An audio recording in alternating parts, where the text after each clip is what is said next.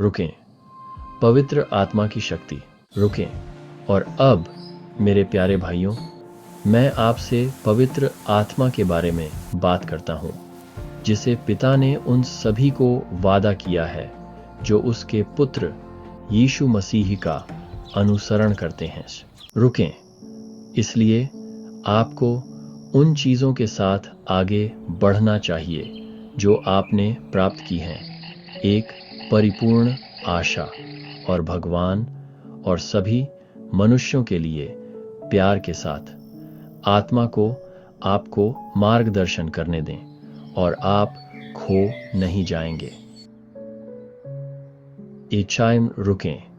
और अब मेरे प्यारे भाइयों, मैं आपसे उन शब्दों के बारे में बात करता हूं जो मैंने लिखे हैं और कैसे वे भगवान की आत्मा द्वारा दिए गए थे। रुकें, परिवार एकत्रित, प्रार्थना और शास्त्र पढ़ना। उनके घर की गर्मी और एकता की भावना आत्मा के प्रभाव को दर्शाती है। इसलिए आपको हमेशा प्रार्थना करनी चाहिए ताकि आप बुराई पर विजय प्राप्त कर सकें। और यदि आप ऐसा करते हैं तो आत्मा आपके साथ होगी और आप शत्रु के प्रलोभनों से सुरक्षित रहेंगे।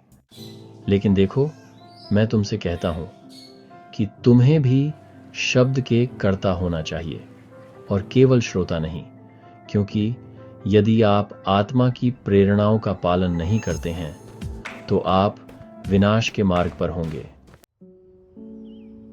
रुकें, इसलिए मैं चाहता हूं कि आप याद रखें कि आत्मा आपको सभी सत्य की ओर मार्गदर्शन करेगी और पवित्र आत्मा प्राप्त करने पर यह आपके जीवन में एक स्थायी साथी होगा।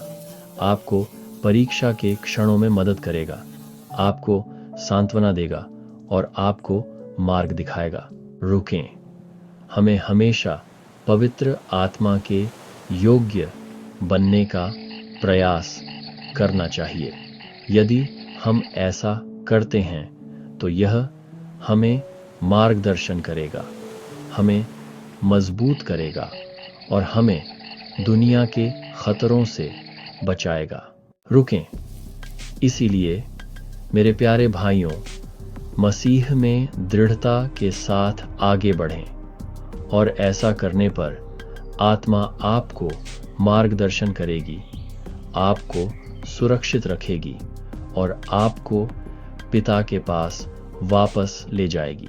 रुकें, पवित्र आत्मा में हमें शांति मिलती है। पवित्र आत्मा में हमें दृढ़ता के लिए शक्ति और हमारे प्यारे स्वर्गीय पिता की बाहों में लौटने के लिए मार्गदर्शन मिलता है।